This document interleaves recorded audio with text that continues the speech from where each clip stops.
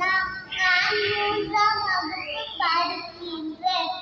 திருக்குறள் அகர முதல எழுத்தெல்லாம் ஆதி பகவன் முதற்றே உலகு.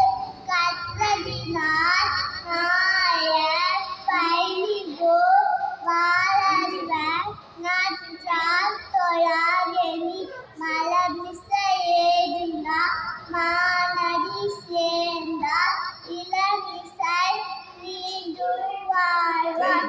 கற்க கசடற கற்பவை